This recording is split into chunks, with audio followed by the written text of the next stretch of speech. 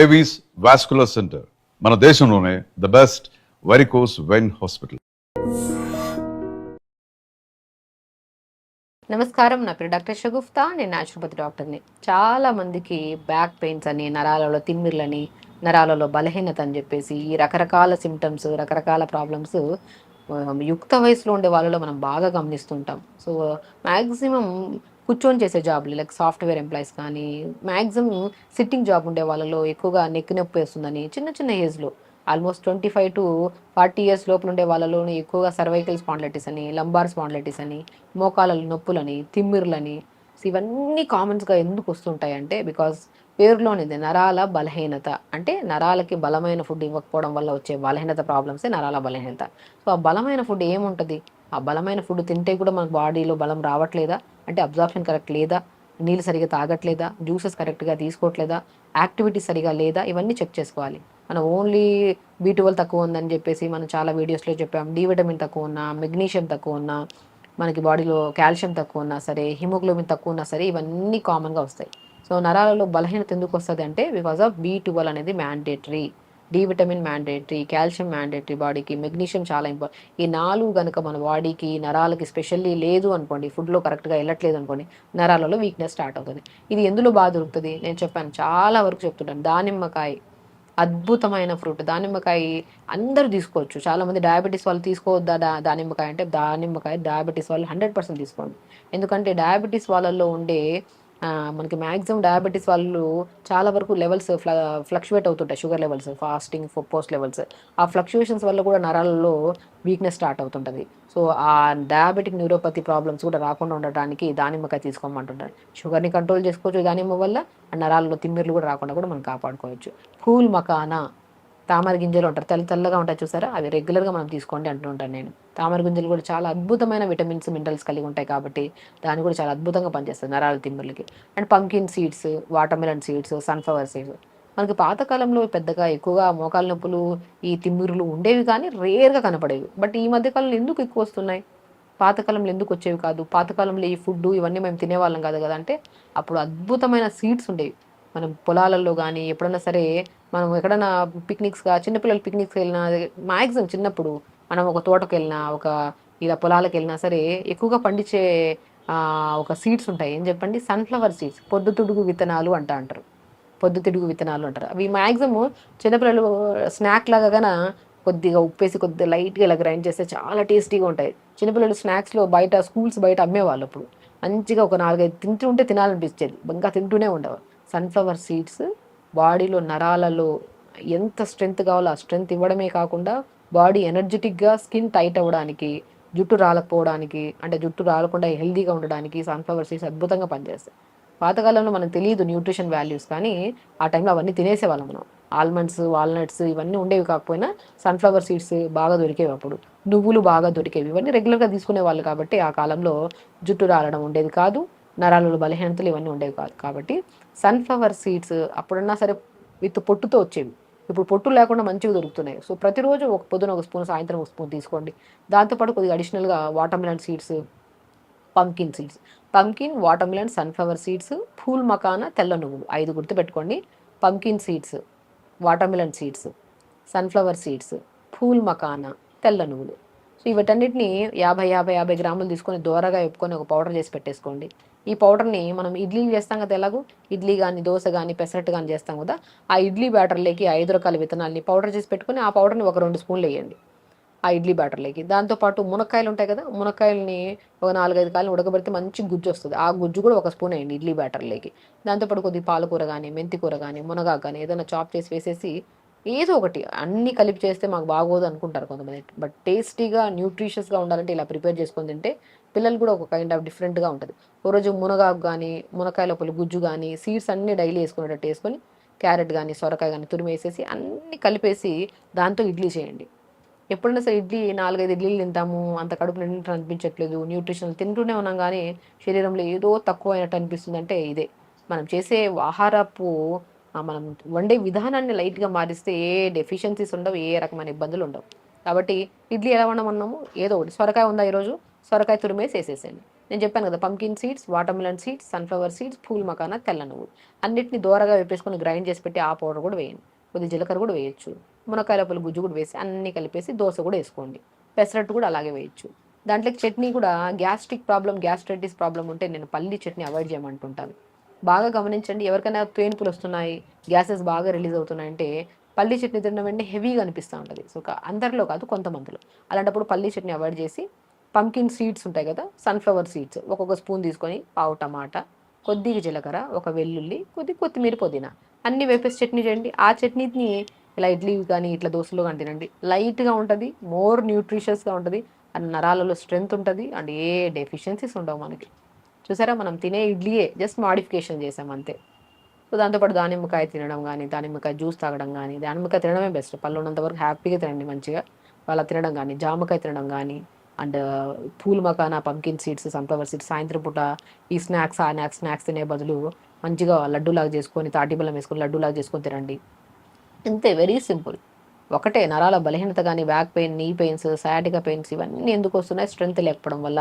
మజిల్లో strength లేదు, బోన్లో strength లేదు, B12 deficiency, D vitamin deficiency, నరాలలో వీక్నెస్ ఇవన్నీ ఎందుకు వస్తున్నాయి? Because of supplement of food కరెక్ట్గా లేకపోవడం వల్ల మనము సప్లిమెంట్స్ తీసుకుంటున్నాం అడిషనల్గా. సప్లిమెంట్స్ వద్దు అనేది చాలామందికి, ఒక గోళీ వేసుకోవడానికి 100 సార్లు ఆలోచిస్తాం. బట్ గోళీలే వద్దు అనుకున్నప్పుడు ఫుడ్ పరంగా మనం 100% ఇవ్వాలి. అండ్ దాంతోపాటు ఎక్సర్సైజ్ రెగ్యులర్. నేను ఫుడ్ బాగా చెప్తున్నాను మేడం, మీరు చెప్పినవన్నీ చేస్తున్నాను, కానీ నాకు ఇంకా తగ్గినట్టు అనిపించట్లేదు మేడం అంటుంటారు చాలామంది. ఎందుకు తగ్గుతుంది? ఫుడ్తో పాటు ప్రతిరోజు మనం ఇది అరగడానికి అండ్ బాడీ హెల్తీగా ఉండడానికి మనం ఏం చేయమంటాము? ఎక్సర్సైజ్ చేయండి, యోగా చేయండి. డే స్టార్ట్ విత్ మంచిగా యోగా చేయండి. టైం టు టైం నీళ్లు బాగా ప్రాపర్గా తాగండి. సాయంత్రం పడుకునేటప్పుడు మైండ్ఫుల్గా మెడిటేషన్ చేసుకోండి. టైంకి స్ట్రెంగ్త్నింగ్ ఫుడ్. ఒకటి, మనిషికి ఎప్పుడైనా సరే సంతృప్తి ఉండదు ఏం తిన్నా. ఇంకా వాళ్ళకి నచ్చిన ఫుడ్ అంటే జంక్ ఫుడ్డే ఉంటుంది. ఆ సంతృప్తి తింటున్నప్పుడు మైండ్ఫుల్గా తినండి. మంచి ఫుడ్ తింటున్నామన్న ఫీలింగ్తో తిన్నా సరే ఆ బాడీకి, నరాలకి స్ట్రెంగ్త్ వస్తుంది ఈజీగా. నెగిటివ్గా తిన్నాం అనుకో, నాకు ఏం తిన్నా పడదు, నేను ఇంతే, నా శరీరం ఇంతే, నాకు ఏ సమస్య పోదు, నా జీవితాంతం నేను ఏదో ఇబ్బంది పడుతూనే ఉంటానంటే జీవితంలో ఎప్పుడు ఇబ్బందులు ఉంటాయి కానీ తగ్గవు. నేను చూస్తుంటాను కదా, మన దగ్గరికి ఎంతోమంది పేషెంట్స్ వస్తుంటారు. వచ్చినప్పుడు వాళ్ళకి ఏదైనా నేను చెప్పాను, ఇది తినమంటే అది తిన్నాను మేడం, నా వల్ల కాదు, ఇది తిన్నాను మేడం. అసలు అది తినడానికి ఒకసారి ఆలోచించి దాన్ని ఇలా వండుకొని హ్యాపీగా తింటే మంచిగా స్ట్రెంత్ వస్తుందంటే, ఆ పాజిటివ్ వైబ్తో తిన్నామనుకోండి, మైండ్ఫుల్గా తింటే ఏ సమస్య రాదు.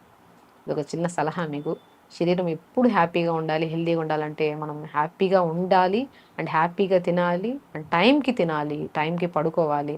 ఇవన్నీ కరెక్ట్గా ఉంటేనే మీ ఆరోగ్యం బాగుంటుంది, మీరు కూడా బాగుంటుంది. మోకాలు నొప్పులు అధికంగా ఉన్నాయి మేడం, తిమ్మిర్లు వస్తున్నాయి, బలంగా అనిపిస్తుంది, నడుస్తున్న ఒక అడుగు ముందుకి ఒక అడుగు వేసే ముందు, ఇంతకుముందు హ్యాపీగా నడిచేదాన్ని, వాకింగ్కి వెళ్ళేదాన్ని, మా ఫ్రెండ్స్తో మంచిగా పార్క్ నిండా వాక్ చేసుకునేదాన్ని. ఇప్పుడు అసలు మోకాలు నొప్పులు ఉన్న వాళ్ళ పార్క్ వెళ్ళట్లేదు. సో చాలా వరకు ఆ కైండ్ ఆఫ్ డిప్రెషన్లోకి వెళ్తుంటారు మోకాలు నొప్పి. అది కూడా యంగ్స్టర్స్లో మోకాలు నొప్పులు రావడం ఏంటండి? అసలు మోకాలు నొప్పి ఎందుకు వస్తున్నాయి? లిగమెంట్ ప్రాబ్లమ్ అని, కార్టిలేజ్ ప్రాబ్లమ్ అని చెప్పి, సైనోవిల్ ఫ్లూయిడ్ తగ్గిందని, బోన్కి మధ్యలో స్పేస్ ఎక్కువ అయిపోయిందని చెప్పి ఇన్ని సిమ్టమ్స్, బోన్ కరుగుతుందని చెప్పేసి ఒక పాయింట్, ఇన్ని కంప్లైంట్స్ ఉంటాయి. ఎందుకు అసలు ఇవన్నీ వస్తున్నాయి మనకి?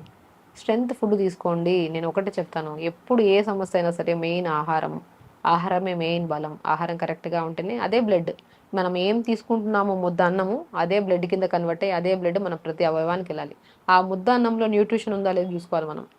ఒక ప్లేట్ మనం ఎదురుగా పెట్టుకున్నామంటే దాంట్లో ఆకుకూర ఉందా, వెజిటబుల్ ఉందాయా, కీరా క్యారెట్ కట్ చేసి ఉన్నాయా, తక్కువ రైస్ ఉన్నాయా, పక్కన ఏదైనా సంథింగ్ మనకు నచ్చిన ఫుడ్డే ఒక పార్ట్స్గా డివైడ్ చేసి మోర్ న్యూట్రిషియస్గా ఉండి అన్నీ కలుపుకొని ఒక ముద్ద నోట్లోకి పంపిస్తున్నప్పుడు ఆ ముద్ద అన్నం లోపలికి వెళ్ళి అది డైజెషన్ అయ్యి అది బ్లడ్ కింద కన్వర్ట్ అయ్యి ఆ సమస్యలన్నింటినీ తగ్గిస్తుంది. కానీ ఇక్కడ ఈ ముద్ద కరెక్ట్గా ఉందో లేదో చెక్ చేసుకోండి. ఈ ముద్దలో రకరకాల బిర్యానీలు ఉన్నాయా, రకరకాల కూల్ డ్రింక్స్ ఉన్నాయా, రకరకాల జంక్ ఫుడ్స్ ఉన్నాయా, ఇది కరెక్ట్ లేదంటే ఇది బాగుండదు. ముందే చెప్తున్నాను. నేను ఒకటే చెప్తాను, మైండ్ఫుల్గా తినాలి ఫుడ్. సరే, క్రేవింగ్ అంటాము, మా బయట ఏదో దొరికింది బాగా కనపడుతుంది, మిలమిలా మెరుస్తుంది బిర్యానీ అని, సమ్ కూల్ డ్రింక్స్ అని, లేదంటే కేక్స్ అని, అవన్నీ డంప్ చేసేసామనుకోండి, ఏమవుతుంది? బ్లడ్ టాక్సినేటెడ్ అయిపోతుంది. రక్తం అనేది శుద్ధి జరగదు. రక్తం అనేది అదేంత టాక్సినేటెడ్ బ్లడ్ అయిపోతుంది. దానివల్ల ఏమవుతుంది? టాక్సినేటెడ్ ప్రాబ్లమ్సే.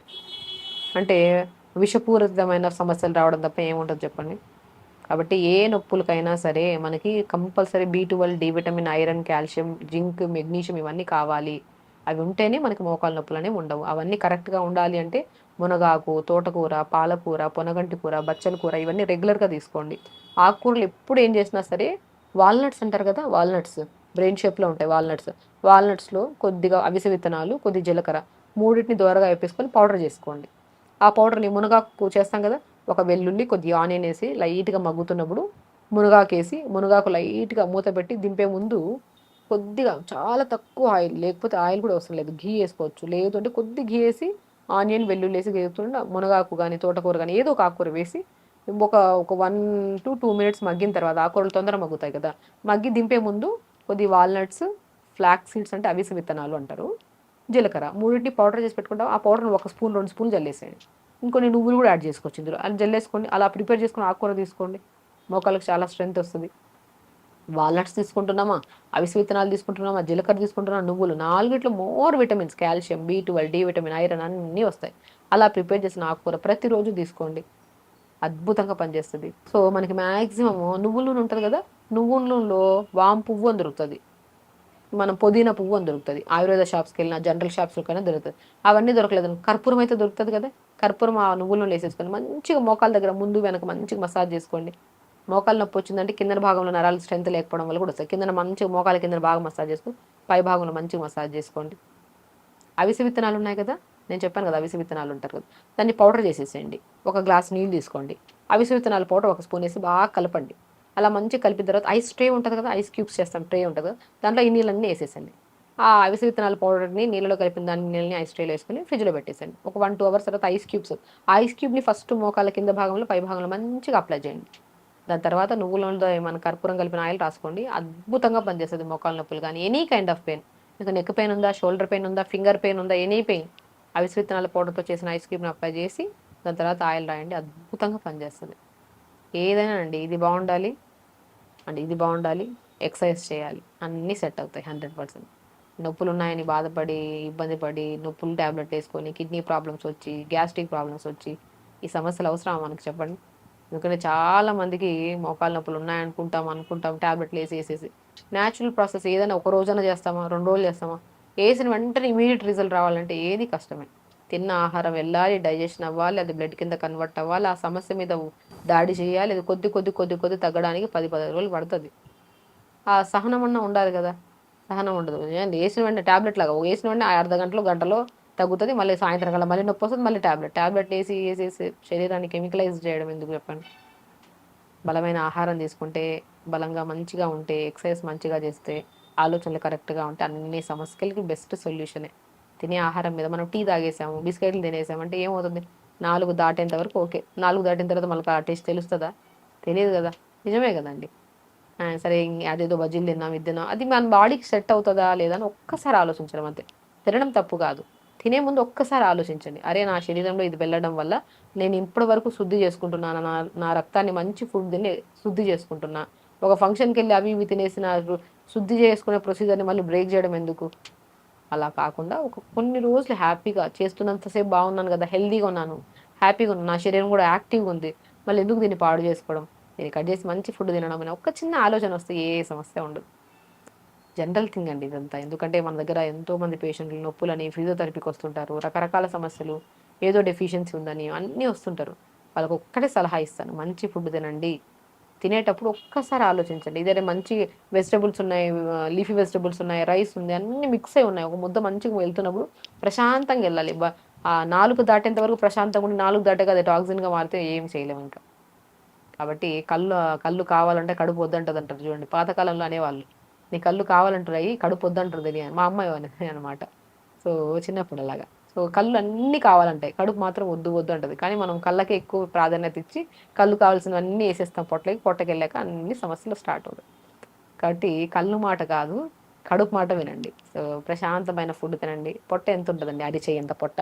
దీనికి మంచి ఫుడ్ ఇస్తే హెల్తీగా ఉంటుంది, చెత్త ఫుడ్ ఇస్తే టాక్సినేటెడ్ అవుతుంది. విపరీతమైన బరువు పెరిగిపోవడం, మోకాళ్ళ నొప్పులు, ఒకటి కాదు జుట్టు రావడం, స్కిన్ పాడవడం, అన్ని సమస్యలు వస్తాయి. కాబట్టి ఎందుకు అన్నీ అవసరమా. సో హెల్దీగా ఉంటే సరిపోతుంది. సో హెల్దీ ఉండాలి, యాక్టివ్గా ఉండాలి, నువ్వుల్లో ఉండే వాము పువ్వు, పుదీనా పువ్వు, కర్పూరం కలిపేసి మంచిగా రాసుకోండి. అవిసె విత్తనాల పౌడర్తో మనం చేసిన ఐస్ క్యూబ్ రాసి దాని తర్వాత ఆయిల్ రాయండి. హెల్దీ ఫుడ్ తినండి. చెప్పిన ప్రతి పాయింట్ వాల్యుబుల్ పాయింట్ విని హ్యాపీగా గుర్తుపెట్టుకొని మరి హెల్దీగా ఉండండి, అన్నీ సెట్ అవుతాయి. సో ఖచ్చితంగా చేయండి, హెల్దీగా ఉండండి, హ్యాపీగా. నమస్కారం.